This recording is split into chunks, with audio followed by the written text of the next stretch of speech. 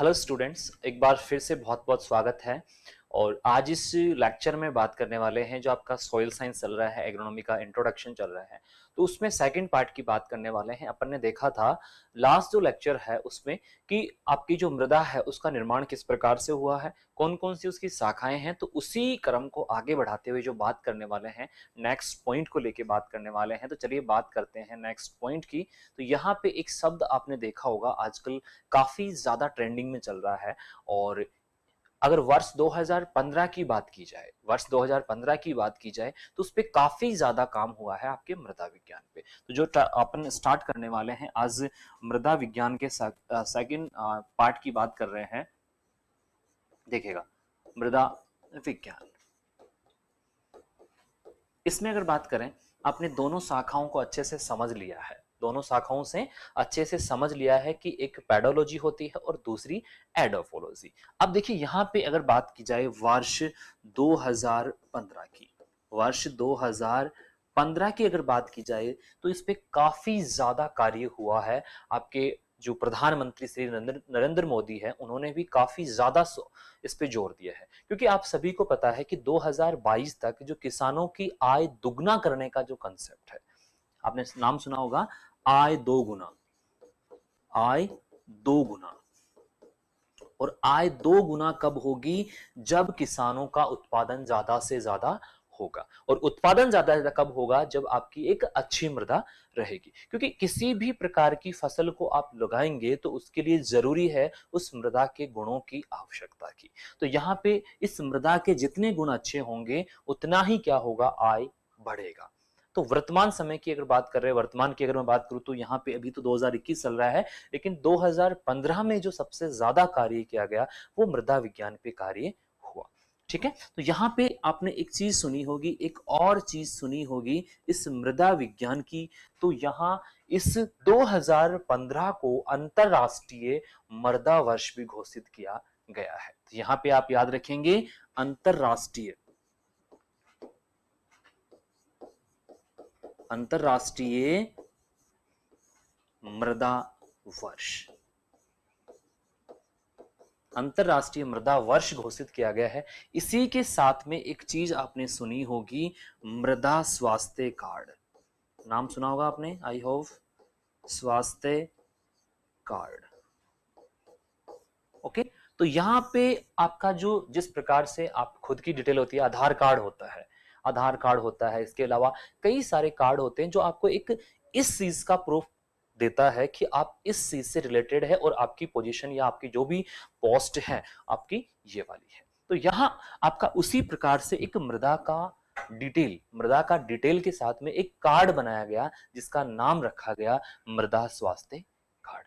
अगर इस कार्ड की बात करें तो ये कार्ड आपका स्टार्ट किया गया 19 फरवरी, 19 फरवरी 2015। जैसे मैंने बताया कि 2015 में जितना कार्य मृदा विज्ञान पे हुआ है, इसी के कारण इसको अंतरराष्ट्रीय मृदा वर्ष भी घोषित किया गया है। तो यहाँ पे 19 फरवरी 2015 को प्रधानमंत्री श्री नरेंद्र मोदी द्वारा राजस्थान में, इस कार्य की शुरुआत कहां हुई? राजस्थान में। और राजस्थान में भी बात करते हैं गंगानगर, गंगानगर की एक तहसील है, उस तहसील से स्टार्ट किया गया। और यहां पे गंगानगर की तहसील जो है वो है सूरतगढ़। तो सबसे पहले जो स्टार्ट किया गया या मृदा के स्वास्थ्य के बारे में जो भी जानकारी उपलब्ध करवाने के लिए जो कार्ड जारी किया प्रधानमंत्री श्री नरेंद्र मोदी द्वारा, वो 19 फरवरी 2015। और यहाँ पे शुरुआत कहाँ की गई इसकी? गंगानगर का, जो आपका गंगानगर डिस्ट्रिक्ट है राजस्थान का, उसके सूरतगढ़ तहसील से।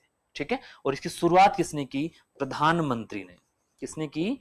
प्रधानमंत्री ने। और आपको पता है प्रधानमंत्री जी का नाम आपको अच्छे से पता है, सभी को पता है, अभी तो काफी ट्रेंडिंग में चल रहे हैं अपने प्रधानमंत्री जी। तो प्रधानमंत्री जी ने ये मृदा के स्वास्थ्य कार्ड की क्या की? घोषणा की, जिसके बाद में इस प्रकार का एक कार्ड बनाया गया। आगे बात करने वाले हैं कार्ड।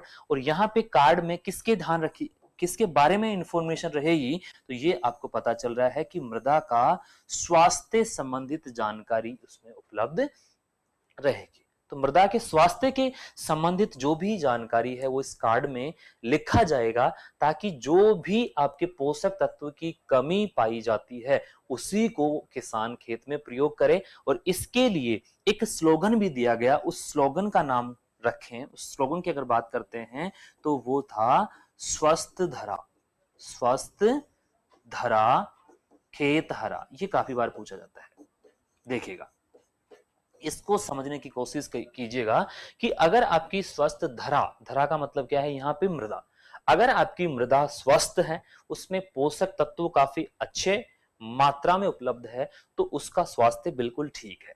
तो इससे क्या होगा, खेत हरा। और खेत हरा का मतलब क्या है कि यहाँ पे उत्पादन ज्यादा होगा, क्योंकि मृदा में क्या लगा रहे हैं आप, पौधे लगा रहे हैं, और ये पौधे ही आपके उत्पादन में क्या कर रहे हैं, सहायता कर रहे हैं। तो अब देखिए यहाँ पे एक चीज समझ में आ गई कि मृदा स्वास्थ्य कार्ड किसके बारे में बताता है, मृदा के स्वास्थ्य संबंधी जानकारी उपलब्ध करवाता है, और उसमें सारी डिटेल होती है।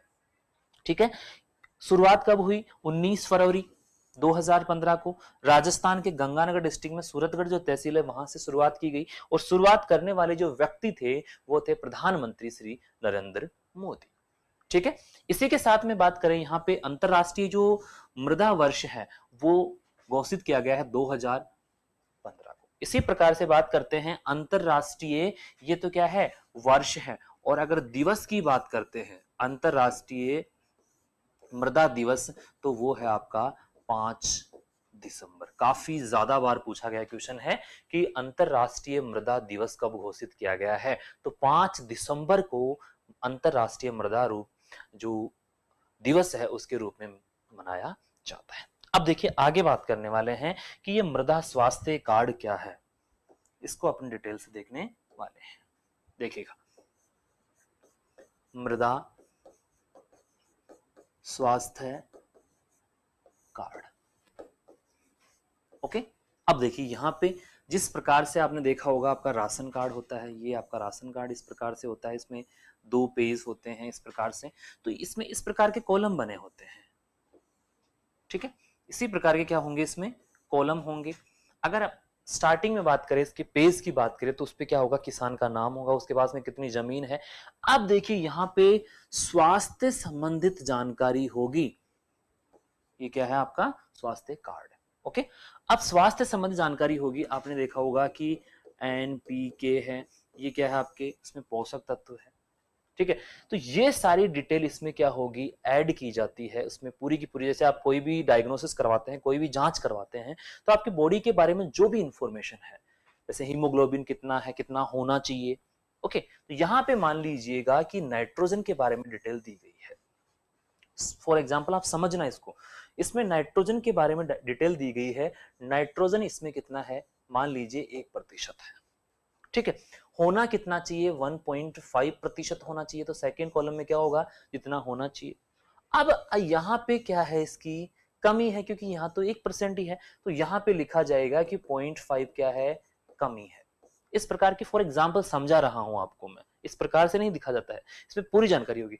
अब यहाँ पे क्या है, 0.5 की कमी है, तो ये कमी किससे पूर्ति होगी, तो आप यहाँ पे बताएंगे आपको यूरिया, क्योंकि नाइट्रोजन की पूर्ति के लिए यूरिया डालेंगे ना आप। तो यहाँ पे जैसे कि बात करें, आपकी जो भी अनाज वाली फसलें हैं, इसको आप समझेंगे, अनाज वाली जो फसलें हैं उनमें एनपीके रेशियो जो होता है वो 4:1 होता है। ये नाइट्रोजन, ये फास्फोरस और ये पोटेशियम। किसान क्या करते हैं, किसानों को पता नहीं होता है, क्योंकि आपको पता है कि नॉलेज की कमी है, अवेयरनेस की कमी है, तो इसकी वजह से इस डोज को तो काफी बढ़ा देते हैं।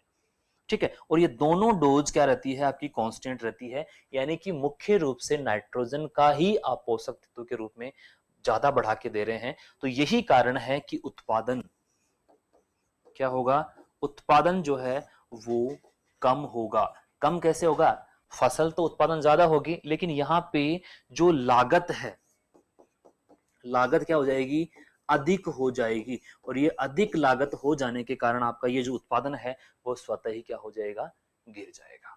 तो यहाँ पे आप क्या समझेंगे कि नाइट्रोजन, फास्फोरस और पोटेशियम के समान जो भी आपके पोषक तत्व है, जिस पोषक तत्व की कमी है वही अगर दिया जाए तो उत्पादन बढ़ेगा, अदरवाइज आपके उत्पादन में लागत बढ़ेगी, उत्पादन नहीं बढ़ेगा। ठीक है, तो इसी के लिए आपकी जो मृदा स्वास्थ्य कार्ड है उसको जारी किया गया और इसके अंतर्गत 12 पैरामीटर होते हैं, याद रखिएगा 12 पैरामीटर। ठीक है, ये 12 पैरामीटर क्या होते हैं, इसमें जांच करते हैं। ठीक है, अब देखिएगा यहां पे 12 पैरामीटर कौन कौन से होते हैं, यहां पे मैं लिस्ट बना देता हूं ताकि आपको अगर पूछा जाए कि भाई इसमें 12 पैरामीटर जो आपने बताए हैं वो कौन कौन से हैं। तो इसमें जो कुल जांच होती है आपकी बॉडी के समान जो है इसमें जांचें होती है कि आपकी बॉडी में हीमोग्लोबिन इतना है, आपके ब्लड में इस चीज की डेफिशिएंसी है, जो भी एक्स्ट्रा चीजें होती है। तो इसमें देखिए पहली चीज बात करते हैं, सिंपली आप देखते हैं इसमें कौन कौन से पैरामीटर होते हैं। तो पहले तो होते हैं इसमें पोषक तत्व, पोषक तत्व। ठीक है, और इसी प्रकार से क्या होते हैं इसके भौतिक गुण, या बोल सकते हैं भौतिक और रासायनिक गुण। ठीक है, अब इसमें अगर अपन बात करें आपके पोषक तत्वों की, तो सबसे पहले होते हैं आपकी एनपीके। ये तो आपको पता है एनपीके तो हमेशा होता है। इसी प्रकार से बात करते हैं सल्फर है, फेरस है। थोड़ा सा इसको इरेज कर लेते हैं, देखिएगा यहाँ पे सल्फर हो गया, फेरस हो गया। इसी टाइप से बात करते हैं, याद रखिएगा कॉपर, एक एक को याद रखना है। यहाँ पे एनपीके तो हो गया है, इसके बाद में सल्फर है, देखिएगा एनपीके, सल्फर, फेरस, कॉपर है, यहाँ पे कोबाल्ट नहीं है। इसी प्रकार से एमजी नहीं है, याद रखना। इसी प्रकार से बात करते हैं जिंक और बोरॉन। अब आप आराम से देख सकते हैं इसमें 1 2 3 4 5 6 7 8 9, तो 9 तो क्या है इसमें, यहाँ पे पोषक तत्व है।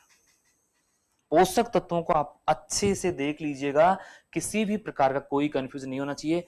एनपीके होता है, ये आपको पता है, आगे अपन पढ़ेंगे। प्राथमिक होता है, द्वितीयक होता है, सल्फर और फेरस, कॉपर, मैग्नीज, जिंक और बोरॉन। कभी कभी कंफ्यूज करने के लिए आपको दे दिया जाता है, लेकिन आपको बिल्कुल भी कंफ्यूज नहीं होना है, कभी भी आपको कंफ्यूज नहीं होना है। तो कंफ्यूज अगर आप हो जाएंगे तो आपको दिक्कत आने वाली है। इसी प्रकार से बात करते हैं इसमें जो सोइल का ऑर्गेनिक कार्बन, ओसी की बात कर रहे हैं, ऑर्गेनिक कार्बन कितना है। इसी प्रकार से सोइल का पीएच, और यहां पे तीसरी और मोस्ट इंपोर्टेंट चीज है वो है सोइल की ईसी। देखिएगा ये सारी चीजें आप देखते हैं, ये सारी चीजें आप किसमें देखते हैं, मृदा स्वास्थ्य कार्ड में देखते हैं। तो यहाँ पे दो जांच होंगी, एक पोषक तत्वों से संबंधित होगी और दूसरा क्या होगा, भौतिक या रासायनिक गुण हो सकते हैं। तो यहाँ पे इन सभी की जानकारी किसमें होगी, उस कार्ड में होगी। उस कार्ड में बताया जाएगा कि इसकी कमी है, अधिकता है, जो भी है पूरी चीजें उसमें जांच होगी। अब देखिए यहाँ पे बात करते हैं कि ये आप कहां से, किस प्रकार से आप जांच करवाएंगे। तो इसके लिए आपको क्या करना पड़ेगा, एक नमूना लेना पड़ेगा, मृदा का नमूना लेना पड़ेगा। नमूना कैसे लेते हैं आपको पता होना चाहिए कि अगर आपका खेत है तो खेत में आप चारों कोनों से ले लेंगे और एक बीच में से ले लेंगे, उसके बाद में उसको मिक्स कर लेंगे। उसके बाद में क्या करेंगे, उसको मिक्स करेंगे और आप उसमें जो कलेक्ट करने का तरीका है, जिसमें आप 3 साइडों से आप इस प्रकार से एक ढेरी के रूप में बनाएंगे। आपने देखा होगा इस प्रकार से आप ढेरी बनाएंगे और उसको बराबर भागों में आप क्या कर देंगे, 4 भागों में बांट देंगे। इन चारों भागों में से 3 भागों को आप क्या कर देंगे, हटा देंगे और इसको आप ले लेंगे। ठीक है, इसके बाद में वापस से इसको रिवाइज करेंगे। इसको तब तक कंटिन्यूअसली कर सकते हैं जब फाइनल आपका जो वेट है वो 500 ग्राम ना हो। पहली चीज आपको यही याद रखना है कि नमूना जो लेते हैं, मृदा की जांच जो करते हैं, उसमें नमूने का वजन फाइनली 500 ग्राम से ज्यादा नहीं होना चाहिए। ठीक है, दूसरा बात कर रहे हैं, नमूना लेते समय आप ध्यान रखेंगे कि अगर आपका क्षेत्रफल सिंचित है, किस प्रकार का है, सिंचित, तो आप अलग तरीके से नमूना लेंगे और अलग जो क्षेत्रफल है उससे लेंगे। इसी प्रकार से बात करते हैं असिंचित, असिंचित। तो दोनों कंडीशन में आपको ध्यान रखना है। यहां पे देखिएगा कि दोनों कंडीशन में आप किस प्रकार से ध्यान रखेंगे। अगर क्षेत्रफल सिंचित है तो वहां पे 2.5 हेक्टेयर में क्या लेंगे, नमूना। 2.5 हेक्टेयर में क्या लेंगे आप, यहां पे एक नमूना ले रहे हैं, ठीक है। इसी प्रकार से बात करते हैं एस इंचेस क्षेत्र है, तो यहां पे सिंपली आपको याद रखना है कि 10 हेक्टेयर से एक नमूना लेना है। ये भी क्वेश्चन कभी कभी पूछ लिया जाता है, ये भी कभी कभी आपको पूछ लिया जाता है कि जो नमूना लेते हैं,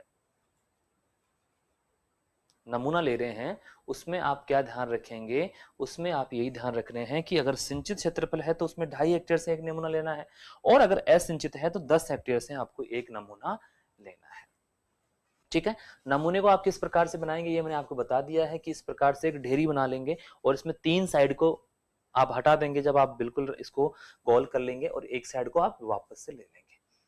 ये तब तक आप रिपीट करते रहते हैं जब तक कि फाइनल जो वेट है, फाइनल वेट आपका कितना हो, 500 ग्राम के समथिंग ना हो जाए। क्लियर, चलिए, तो इस प्रकार से आपको याद रखना है कि मृदा स्वास्थ्य कार्ड बनाया जाता है। अब मृदा स्वास्थ्य कार्ड जो है उसकी अवधि की अगर बात करते हैं, देखिएगा इसकी अवधि जो है वो अधिकतम 3 वर्ष होती है। अधिकतम क्या होती है, 3 वर्ष। यानी एक बार आपने मृदा का स्वास्थ्य कार्ड बना लिया, ये आपके पास डिटेल आ गई है पूरी कि ये इसमें डिटेल होता है, इसमें ये चीज ऐड करनी है, तो 3 साल बाद में आपको वापस से नमूना जो भी प्रयोगशाला है वहां पे ले जानी पड़ेगी, ताकि आपकी मृदा के बारे में जानकारी पुनः आपको प्राप्त हो सके।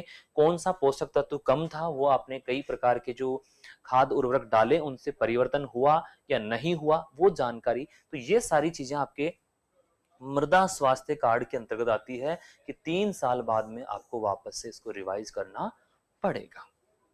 क्लियर, तो ये आपने देखा कि मृदा स्वास्थ्य कार्ड क्या होता है, ठीक है। अब देखिए आगे चलते हैं, ये आपको इतना समझ में आ गया है कि मृदा स्वास्थ्य कार्ड आप बना लेंगे, और सभी किसानों के लिए एक बेहद जरूरी ये चीज होती है, क्योंकि इसमें सारी मृदा के बारे में क्या होती है, इंफॉर्मेशन होती है, पूरा डिटेल होता है इसमें मृदा के बारे में। तो मृदा की जांच आप किस प्रकार से करेंगे, इसके लिए ये सबसे बेस्ट तरीका है। अब बात करते हैं मृदा को, आगे पढ़ते हैं, तो मृदा क्या है, मृदा का संगठन अगर देखें,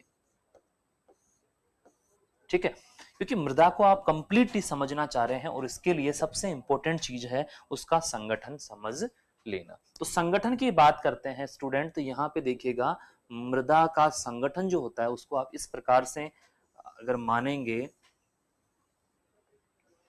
थोड़ा सा राउंड नहीं बना है, कोई बात नहीं है, इसको राउंड बना लेते हैं अपन। देखिएगा, कोशिश करते हैं राउंड बनाने की। ये आपका क्या हो गया, मृदा का कुल आयतन हो गया। ये क्या हो गया, मृदा का कुल आयतन हो गया। इसमें अगर अपन डिवाइडेशन करें, इसमें अपन डिवाइडेशन करें तो ये 2 पार्ट में सीधा सिंपल डिवाइड हो सकता है, ठीक है। इसमें आधा भाग क्या होगा, ठोस होगा। आधा भाग क्या होता है, ठोस होता है, और यहां पे क्या होते हैं, रंध्र अवकाश। देखिएगा, ओके, तो यहां पे आप सिंपली इसको समझेंगे कि रंध्रा अवकाश क्या होते हैं, साथ ही बात करने वाले हैं आपके इसको लेके, संगठन को लेके। देखिएगा, देखो आपके पास में 2 चीजें निकल के आएगी, कुल आयतन जो होता है मृदा का उसको 2 पार्ट में डिवाइड कर सकते हैं, और कुल आयतन अगर बात करते हैं, कुल आयतन, कुल आयतन की बात कर रहे हैं तो वो होता है 100%। तो यहां पे अगर बात की जाए तो 100% क्या है उसका कुल आयतन, उसमें आधा मैंने बोला कि वो क्या है, ठोस है, तो आप बता देंगे कि सर 50% क्या हो गया, ठोस हो गया। क्लियर, इसी टाइप से बात करते हैं रंध्रावकाश, तो 50% क्या हो जाएंगे भाई, रंध्रावकाश हो जाएंगे, कोई दिक्कत नहीं है, दिक्कत हो तो बता दीजिएगा। अब बात करते हैं कि इसका ठोस पार्ट होता है उसको भी अगर और डिवाइड करें तो यहां पे लगभग 45% आपके क्या होते हैं, खनिज होते हैं। जो ठोस है उसमें 45% खनिज भाग आ रहा है। 5% की बात करें, यहां पे केवल कितना रह गया, 5% का इसमें होते हैं आपके कार्बनिक पदार्थ, ठीक है। कार्बनिक पदार्थ सिंपली आप समझेंगे ठोस भाग है, ठोस भाग में आपने देखा कि लगभग 45% तो क्या है, यहाँ पे खनिज है। ओके, 45% क्या हो गया, खनिज हो गया। इसी टाइप से बात कर रहे हैं 5% के लगभग क्या है इसमें, खनिज पदार्थ, कार्बनिक पदार्थ है। क्वेश्चन आपसे पूछा जाता है कि मृदा का कुल आयतन होता है, उसमें आपके कौन कौन से अवयव पाए जाते हैं, तो आप पहले बताएंगे कि सबसे ज्यादा पाए जाते हैं खनिज। पहला क्या हो गया, खनिज, ये हो गया आपका 45%। दूसरा अगर बात करते हैं, दूसरा सबसे ज्यादा क्या पाया जाता है, इसमें आपने देखा कि रंध्रावकाश है, तो रंध्रावकाश क्या होते हैं, सबसे पहले तो बात करते हैं रंध्रावकाश। देखिए इस प्रकार के मृदा के कण होते हैं, तो ये तो क्या हो गया आपका ठोस, ये तो क्या हो गया आपका ठोस, और इसके बीच में जो जगह है उसको क्या बोल रहे हैं, रंध्रावकाश। तो ये भी दो प्रकार के होते हैं, आपके बड़े वाले बोलते हैं उनको वृहद बोलते हैं, और छोटी साइज में होते हैं उनको बोलते हैं सूक्ष्म। ठीक है, जो सबसे बड़े होते हैं उनको क्या बोलते हैं, वृहद बोलते हैं, और इससे छोटे होते हैं उनको क्या बोलते हैं, सूक्ष्म बोलते हैं। तो इसमें भी सामान्यतः क्या होता है, 50 में से 25% क्या होते हैं, बड़े होते हैं, और 25% क्या होते हैं, छोटे होते हैं।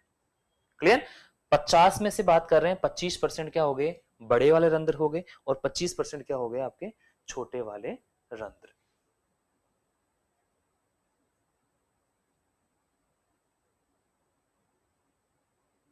ठीक है, अब देखिएगा यहां पे एक चीज देखिएगा, वृहद की बात कर रहे हैं, वृहद, और यहां पे बात कर रहे हैं सूक्ष्म। इस चीज को समझिएगा कि वृहद रंध्र जो होते हैं स्टूडेंट, इसको अगर देखें, ये वृहद रंध्र जो होते हैं, बड़े साइज वाले होते हैं, इनमें तो क्या होता है आपका वायु होता है, और सूक्ष्म जो होता है उसमें क्या होता है, जल। तो एक चीज आपको इतना समझ में आ गई होगी, आई होप, कि मृदा का कुल आयतन 100% होता है, उसमें अगर बात करें सबसे ज्यादा पाए जा रहे हैं खनिज, सबसे ज्यादा क्या पाए जा रहे हैं, खनिज पाए जा रहे हैं। दूसरे नंबर पे आप वायु बोल सकते हैं, कोई दिक्कत नहीं है, बराबर है 25%। तीसरे नंबर पे अगर बात करते हैं तो जल बोल सकते हैं, जल को पहले भी लिख सकते हैं, कोई डिटेल, कोई दिक्कत नहीं है। और यहाँ पे सबसे कम जो होता है उसी को अगर बात करें तो वो आपका क्या हो जाएगा, वो चौथा अवयव हो जाएगा कार्बनिक पदार्थ। क्या हो जाएगा, कार्बनिक पदार्थ, जो कितना होता है, 5% होता है। ठीक है, तो ये आपका मृदा का क्या हो गया, कुल संगठन की अगर बात कर रहे हैं स्टूडेंट, और इस कुल संगठन में अगर देखा जाए सिंपली, तो ये आपके पास में 4 अवयव निकल के आते हैं, और यही आपके एग्जाम में पूछा जाता है। तो अगर यहाँ पे सिंपली देखा जाए कुल आयतन, तो कुल आयतन में आपके सबसे ज्यादा खनिज पदार्थ हो गए 45%, वायु हो गया 25, जल हो गया 25, कार्बनिक पदार्थ हो गए 5%। ये एक आइडियल कंडीशन की बात कर रहे हैं, कम या ज्यादा भी हो सकता है। देखिएगा कैसे होगा, यहां पे बात कर रहे हैं वायु, 25% वायु होना चाहिए, जो बड़े वाले आपके पोर में होता है, रंध्रावकाश की बात कर रहे हैं। तो यहां पे मान लीजिए भारी बारिश हो गई, तो ये सारे के सारे किससे फिल हो जाएंगे, वाटर से। तो ये क्या हो जाएगा, आपका सिस्टम बिगड़ जाएगा। इसी प्रकार से बात करते हैं सूक्ष्म, सूक्ष्म जीवों, सूक्ष्म की बात कर रहे हैं, उसमें क्या होता है, जल होता है। मान लीजिए आपका रेगिस्तान है, तो वहां पे ये जल अनुपस्थित रहेगा, वहां पे जल नहीं होगा, तो वहां पे इन रंध्रों में भी क्या होगी, वायु। साथ ही बात करते हैं ये कार्बनिक पदार्थ जो होते हैं स्टूडेंट, इन कार्बनिक पदार्थों में क्या होते हैं, कई प्रकार के सूक्ष्म जीव होते हैं, याद रखिएगा, सूक्ष्म जीव।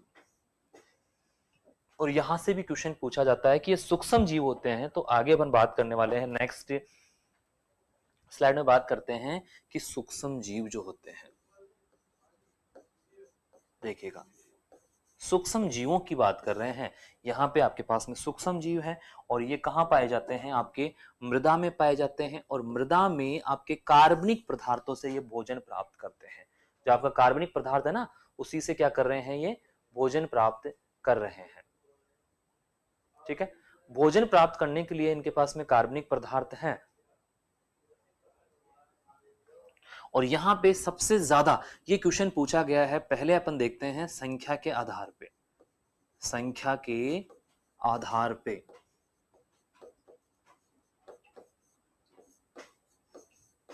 ये क्वेश्चन आया हुआ है कि संख्या के आधार पे सबसे ज्यादा मृदा में कौन सा सूक्ष्म जीव पाया जाता है। ये आपके पास में ऑप्शन रहेगा। इस टाइप से आप देखेंगे कि सबसे ज्यादा होता है आपका जीवाणु। सबसे ज्यादा क्या होता है? जीवाणु होता है। उसके बाद में क्या होता है? एक्टिनोमाइसिटीज। एक्टिनोमाइसिटीज होता है। और उसके बाद में क्या होते हैं आपके पास? कवक। ये आपका किस आधार पे है बेटा? ये आपका संख्या के आधार पे है। याद रखिएगा, संख्या के आधार पे ये क्रम होता है। सबसे ज्यादा पाया जाता है जीवाणु, उसके बाद में एक्टिनोमाइसिटीज, और थर्ड नंबर पे क्या होता है? कवक। अगर पूछा जाता है दूसरा, जैव भार के आधार पे, जैव भार के आधार पे,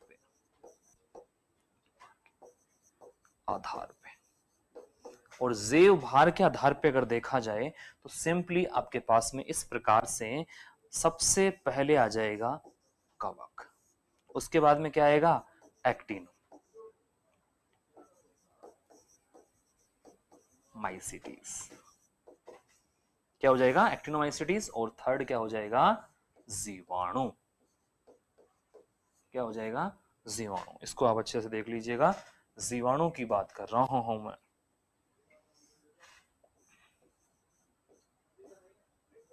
ठीक है, देखो यही एग्जाम में पूछा जाता है। कई प्रकार के आपके जो कृषि प्रवेशक है उसमें पूछा भी गया है। 2012 में पूछा गया है। तो इसका आंसर क्या था आपका? जीवाणु।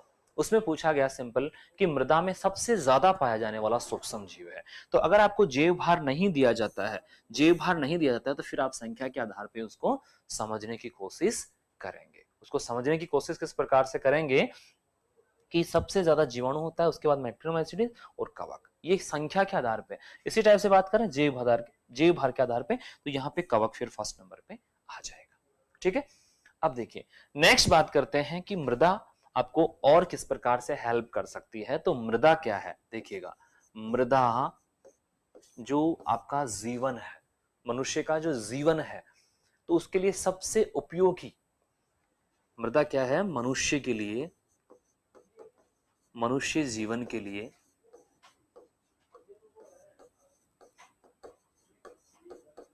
सबसे उपयोगी, सबसे उपयोगी आधार।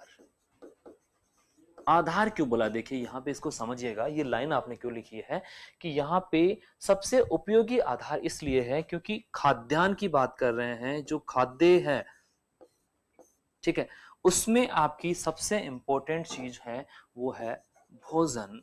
और भोजन आपको पता है कि लगभग आपके जितने भी पॉपुलेशन है, अधिकतर क्या है आपकी? शाकाहारी। अधिकतर क्या है? शाकाहारी। हालांकि कुछ मांसाहारी भी है, अधिकतर क्या है? शाकाहारी है। तो यहाँ पे शाकाहारी होने के लिए उसका जो खाद्यान्न है, उसके लिए आपको क्या लगाना पड़ेगा? फसल। और ये फसल लगाने का ही तो इश्यू चल रहा है कि आप फसल किस प्रकार से लगाएंगे, किस प्रकार से आपका उत्पादन होगा, ताकि आपके खाद्य या भोजन की व्यवस्था हो सकती है। ठीक है, अब फसल लगाने के लिए आपको क्या चाहिए होता है? ये जो पौधे हैं, आपने देखा होगा फसल में क्या होते हैं? समान आकारी के और समान गुणों के पौधे होते हैं, उसी को फसल बोल रहे हैं। तो ये फसल आप पौधे लगाएंगे, उसको पोषण की आवश्यकता होती है। पोषण की आवश्यकता, पोषण की क्या होती है? आवश्यकता होती है। और यहां पे अगर बात कर रहे हैं पौधों के पोषण की आवश्यकता, तो एक साइंटिस्ट थे जिनका नाम था विहटनी। विहटनी ने 1862 में बताया, एक मृदा के बारे में एक लाइन बोली। ठीक है, उन्होंने बताया कि मृदा पोषक तत्वों की धानी है। मृदा पोषक तत्वों की, पोषक तत्वों की धानी। धानी का मतलब है बिन। अब देखिए आपको सिंपली समझ में आ जाएगा कि मैं क्या कहना चाह रहा हूं। मनुष्य के लिए जीवन का सबसे उपयोगी जो आधार की बात कर रहे हैं वो क्या है? मृदा। क्योंकि यहां पे भोजन उपलब्ध करवाना बहुत इंपॉर्टेंट चीज है, और भोजन उपलब्ध करवाने के लिए आपके फसलें उगाना जरूरी है, और फसल को उगाने के लिए पोषण की आवश्यकता होती है। और आपके विहटनी ने बताया कि विहटनी ने क्या बताया कि विहटनी जो एक साइंटिस्ट थे, मृदा विज्ञान थे रिलेटेड, तो उन्होंने बताया कि मृदा पोषक तत्वों की धानी है, यानी कि अगर आप पौधों को लगाएंगे तो इसमें कई सारे पोषक तत्व उपलब्ध हैं, तो पौधे उसको उपयोग कर लेंगे। तो ये कंसेप्ट आपके इस प्रकार से लागू हुआ कि आप अगर मृदा पे कुछ भी उगाएंगे तो उसमें आपके पास में और कोई चीजें पोषण, तो पोषण की कोई व्यवस्था नहीं होगी तो भी आप फसल उगा सकते हैं, क्योंकि मृदा में ऑलरेडी क्या है, कई प्रकार के पोषक तत्व हैं, क्योंकि ये धानी है। धानी का मतलब है कि इसमें काफी ज्यादा खजाना है, ऐसे बोल सकते हैं, खजाना है। ठीक है, तो ये आपका साइंटिस्ट वियटनी है, उन्होंने सिंपली मृदा को समझाया। नेक्स्ट बात करते हैं, एक साइंटिस्ट थे जिनको आप मृदा विज्ञान के जनक से नाम से जानते हैं, मृदा विज्ञान जनक, मृदा विज्ञान के जनक। देखिएगा, मृदा विज्ञान के जो जनक थे, उनको उनके अनुसार, क्योंकि मृदा विज्ञान पे सबसे ज्यादा जो कार्य किया उन्होंने, इसीलिए उनको क्या कहा गया, जनक, और वो थे आपके डोकुसेव, डोकुचेव। इन्होंने मृदा को किस प्रकार से डिफाइन किया, इन्होंने बताया कि मृदा एक प्रकार से प्राकृतिक रूप से बना हुआ पिंड है। ठीक है, अब देखिए किस प्रकार से बना है, मृदा क्या है, प्राकृतिक पिंड है, प्राकृतिक, मृदा क्या है, प्राकृतिक पिंड है, जिसका निर्माण किस प्रकार से हुआ है, जिसका निर्माण, अगर इस निर्माण की बात कर रहे हैं तो यहां पे उन्होंने बताया कि मृदा एक प्राकृतिक पिंड है जिसका निर्माण प्राकृतिक रूप से हुआ है, और इसमें कई प्रकार के खनिज, इसमें कई प्रकार के खनिज एवं कार्बनिक पदार्थ शामिल है, कार्बनिक पदार्थ पाए जाएंगे। तो ये उन्होंने बताया कि यहाँ पे आपका प्राकृतिक पिंड है जिसका निर्माण खनिज व कार्बनिक पदार्थों की उपस्थिति के कारण होता है, और इसमें अगर बात कर रहे हैं तो खनिज और कार्बनिक जो पदार्थ हैं इनका क्या होगा, विच्छेदन, इनका क्या होता है, आपका विच्छेदन होता है, और विच्छेदन के लिए कई प्रकार के क्या होते हैं, सूक्ष्म जीव, सूक्ष्म जीव जिम्मेदार होते हैं। और मृदा में कौन कौन से सूक्ष्म जीव पाए जाते हैं ये मैंने आपको अच्छे से बता दिया है। ठीक है, तो यहां पे आप समझेंगे कि कार्बनिक पदार्थ, देखिएगा कार्बनिक पदार्थ की बात कर रहे हैं स्टूडेंट, तो कार्बनिक पदार्थ क्या होगा, जो आपके पौधों एवं जीवों का अवशेष, जीवों का अवशेष जो आपका सड़ गल जाता है उससे होगा। इसी प्रकार से बात कर रहे हैं खनिज, तो खनिज आपका कहां से आ रहा है, देखिएगा खनिज आ रहा है आपका, वो आ रहा है चट्टानों से। मैंने आपको बताया कि चट्टानों का भौतिक, रासायनिक और जैविक, भौतिक, रासायनिक और जैविक क्या होगा, विच्छेदन होगा। तो यहां पे आप समझिएगा कि कार्बनिक पदार्थ होंगे वो पौधों और जीवों के क्या होंगे, अवशेष होंगे, जिनका कई प्रकार के सूक्ष्म जीव विच्छेदन करेंगे, कई प्रकार के सूक्ष्म जीव विच्छेदन करेंगे। उसी प्रकार से अगर बात करते हैं खनिज पदार्थों की, तो यहाँ पे चट्टाने जो है उनका भौतिक, रासायनिक और जैविक क्या होगा, विच्छेदन होगा, या फिर विच्छेदन के लिए एक शब्द और यूज कर सकते हैं, उसको बोलते हैं अपक्षय, यानी कि वेथरिंग। तो इसमें कई प्रकार के सूक्ष्म जीव भी जिम्मेदार होते हैं, भौतिक कारक भी काम करते हैं। इससे फाइनली क्या होता है, आपकी मृदा का विच्छेदन होता है, और यहां पे जो मृदा है उसमें पोषक तत्वों की मात्रा बढ़ती है। ठीक है, अब देखिएगा इस प्रकार से मृदा का निर्माण होता है। और इसके बाद में अगर बात करते हैं, जो अभी आपने देखा कि जो कुल आयतन है, यहां पे बात कर रहे हैं आयतन की, तो आयतन में अगर आपने देखा तो सबसे पहला था खनिज, ठीक है, दूसरा क्या था आपका वायु, इसको थोड़ा सा डिटेल से देख लेते हैं, तीसरा था जल, और चौथा था आपका कार्बनिक पदार्थ। कार्बनिक पदार्थ। अगर इसमें बात करें, सिंपली अगर बात करते हैं, तो आपके पास में ये सारी चीजें निकल के आती है। देखिएगा, अब बात करते हैं कि टोटल आयतन है इसका 100%, इसमें से खनिज सबसे ज्यादा होंगे, वो होंगे 45%। और ये कहां से आए हैं? ये आए हैं आपके चट्टानों से। आप बोलेंगे ना कि इसमें मृदा में आपके खनिज पदार्थ कहाँ से आए हैं, कैसे आए हैं भाई, कहाँ से आए हैं? तो यहाँ पे बात कर रहे हैं कि खनिज पदार्थ आए हैं, वो सबसे ज्यादा खनिज पदार्थ ही होते हैं, और ये सबसे ज्यादा किससे आते हैं? चट्टानों से आते हैं, क्योंकि और तो कोई स्रोत नहीं होता, और तो कोई सोर्स नहीं होता है। दूसरा बात कर रहे हैं कि वायु कहाँ से आई है, तो एक क्रिया होती है, पहले इसको देख लीजिएगा, यहाँ पे कितना परसेंट होता है, 25% क्या होता है आपका होता है, और ये वृहद रंध्रों में होती है।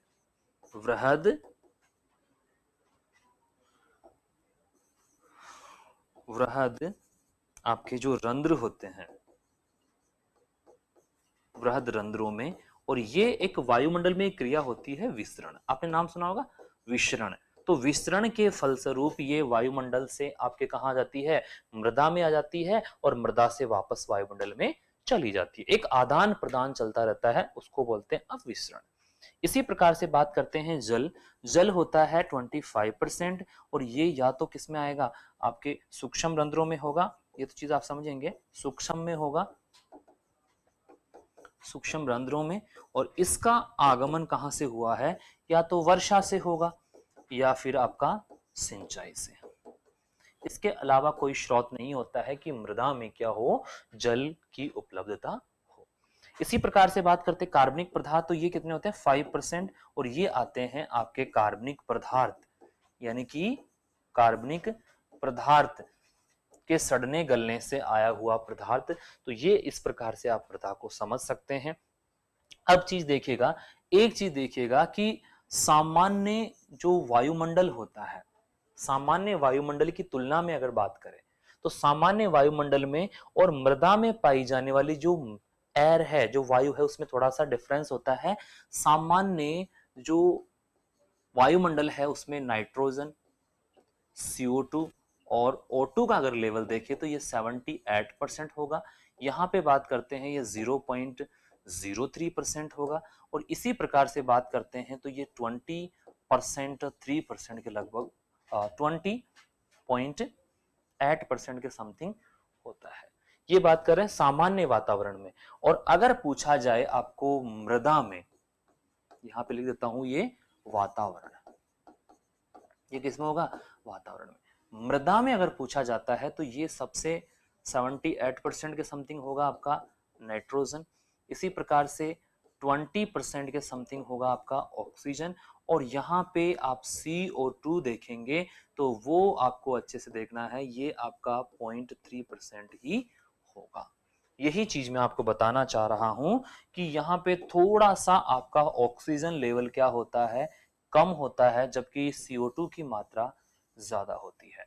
और सिंपली आपसे पूछा जाता है, अगर वातावरण में और मृदा में जो आपका नाइट्रोजन का लेवल है, ऑक्सीजन का लेवल है, या CO2 का लेवल है, तो उसमें आपको याद रखना है कि ये आपका सामान्य वातावरण की तुलना में 8 से 10 गुना अधिक होता है। यही आपको स्टार मार्क कर लेना है कि 8 से 10 गुना ये ज्यादा होती है। और ये ज्यादा होने का जो कारण है, अगर इसके कारण की भी बात करें, तो कारण क्या होता है कि यहाँ पे आपके सूक्ष्म जीव क्या होते हैं? सूक्ष्म जीव श्वसन करते हैं उससे, और कार्बनिक पदार्थों का क्या होता है? कार्बनिक पदार्थों का क्या होता है? विच्छेदन। तो उससे CO2 की मात्रा बढ़ जाती है, CO2 की मात्रा क्या होती है? बढ़ जाती है। तो अब देखिए, यहां पे आपने एक चीज देखी थी कि मृदा की प्रावस्था, मृदा की प्रावस्थाएं देखी थी। तो प्रावस्थाओं में अगर बात करी जाए स्टूडेंट्स, तो देखिए यहाँ पे खनिज है, वो क्या है? ठोस पदार्थ है। कार्बनिक पदार्थ क्या है? ठोस पदार्थ है। वायु क्या है आपका? गैस है। और जल क्या है? द्रव। तो यहाँ पे तीनों प्रावस्थाएं, ठोस, द्रव और गैस, आपने अच्छे से देखिए, तो इस प्रकार से आप कह सकते हैं कि आपकी जो मृदा है उसमें आपके जो गैसें हैं उनका आवागमन होता है, विसरण की क्रिया द्वारा होता है। रंध्रों की अगर बात करें तो ये वृहद रंध्र होते हैं। आपको ये भी समझ लेना है कि वृहद रंध्रों का जो आकार है वो 60 माइक्रोन माइक्रोन से अधिक। ओके, और यहां पे सूक्ष्म की बात करते हैं तो ये 60 माइक्रोन से कम। तो ये आपको याद रखना है इस प्रकार से कि इस प्रकार से आपकी जो मृदा है उसमें गैसों का जो कंडीशन है बात कर रहे हैं, या गैसों का जो आदान प्रदान किससे होता है, बहुत ही शानदार तरीके की क्रिया है विसरण, जिसमें अधिक सांद्रता से कम सांद्रता की और गैसों का क्या होता है, आवागमन होता है। तो ये आप याद रखेंगे। इसी प्रकार से बात कर रहे हैं कि इनमें जो डिफरेंस होता है, देखिए यहाँ पे समझने की कोशिश कीजिएगा, ये वैल्यू और ये वैल्यू थोड़ा सा डिफरेंट कर रही है, और इसी का कारण होता है कि यहाँ पे सूक्ष्म जीव और कार्बनिक पदार्थों का जो विच्छेदन होता है तो उसमें CO2 का निर्माण होता है, और उसी से क्या हो रहा है, यहाँ पे आपके ये गैसों का डिफरेंस पाया जाता है। तो आई होप आपने अच्छे से इस वीडियो में जो भी मैंने पॉइंट्स बताए उनको अच्छे से अंडरस्टैंड किए होंगे। चलिए स्टूडेंट, आज के लिए इतना ही। नेक्स्ट जो वीडियो रहेगा उसमें और इंपॉर्टेंट पॉइंट्स को डिस्कस करेंगे। धन्यवाद।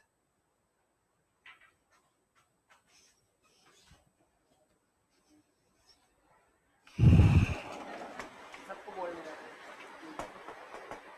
बंद करना।